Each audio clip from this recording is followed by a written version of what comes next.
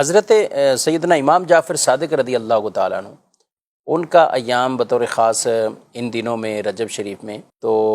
کب ان کا یوم وصال ہے، یعنی کس تاریخ کو ہے؟ اور امام جعفر صادق رضی اللہ تعالیٰ عنہ کو بطور خاص صادق کیوں کہا جاتا ہے؟ فیضان امام جعفر صادق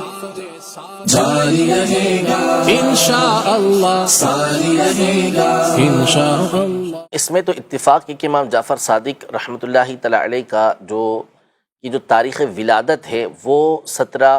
ربیع الاول ہے۔ آپ 17 ربیع الاول سن 83 ہجری کے اندر پیدا ہوئے مدینہ منورہ میں، اور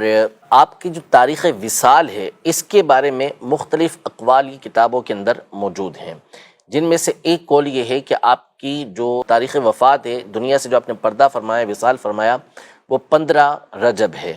کہ 15 رجب کو آپ نے دنیا سے پردہ فرمایا۔ تو اس اعتبار سے جو اہل سنت ہیں بالخصوص وہ سیدنا امام جعفر صادق رحمۃ اللہ تعالی علیہ کی نیاز کرتے ہیں، ان کو اصالِ ثواب کرتے ہیں، اور یہ ہمارا طریقہ کار ہے کہ اہل بیت اطہار کے جو عمومی طور پر ایام آتے ہیں، ان کی جو عرس کی تاریخ ہوتی ہے اس میں خاص طور پر اہتمام کیا جاتا ہے، چاہے وہ سیدہ خدیجہ رضی اللہ تعالی عنہا کا دن ہو، سیدہ فاطمہ زہرا رضی اللہ تعالی عنہا کا دن ہو، مولا کائنات مولا مشکل کشا حضرت علی رضی اللہ تعالی عنہ کا دن ہو، امام حسن و امام حسین رضی اللہ تعالی عنہما کا دن ہو، یا امام جعفر صادق رحمۃ اللہ تعالی علیہ کا دن ہو، تو جو ائمہ اہل بیت بالخصوص مشہور و معروف جن کی تاریخیں مشہور ہیں، ان کے لیے اہتمام کیا جاتا ہے کہ خاص ان کے ایام یہ بنائے جاتے ہیں۔ ورنہ بہرحال ہمارا تو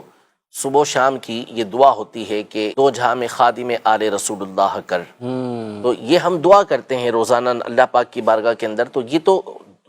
ہر وقت انہیں یاد رکھنا یہ ہمارا معمول ہے، لیکن خاص جو دن آتا ہے اس میں خاص اہتمام کیا جاتا ہے۔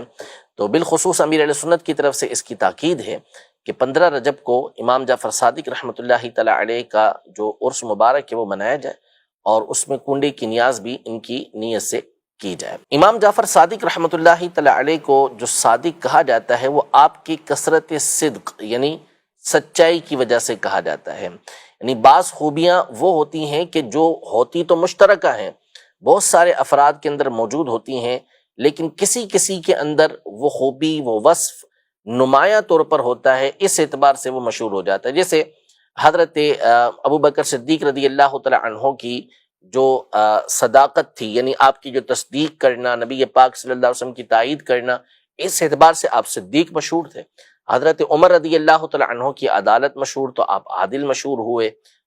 حق و باطل کے درمیان فرق کرنے والے فاروق قرار پائے۔ حضرت عثمان غنی کی جو خوبصورت صفت تھی وہ حیا اور سخاوت تھی۔ مولا کائنات مولا مشکل کشا رضی اللہ تعالی عنہ کی شجاعت و ذہانت یہ مشہور و معروف تھی۔ حالانکہ ان اوصاف کے اندر جو میں نے سب کے ذکر کیے، دیگر صحابہ کے اندر بھی یہ چیزیں پائی جاتی تھیں، لیکن ان کو ایک خصوصی طور پر ان اوصاف کے اندر ایک نمایاں حیثیت حاصل تھی، اس لیے ان کے اندر ان خاص خوبیوں کا ذکر کیا جاتا ہے۔ امام جعفر صادق رحمۃ اللہ تعالی علیہ،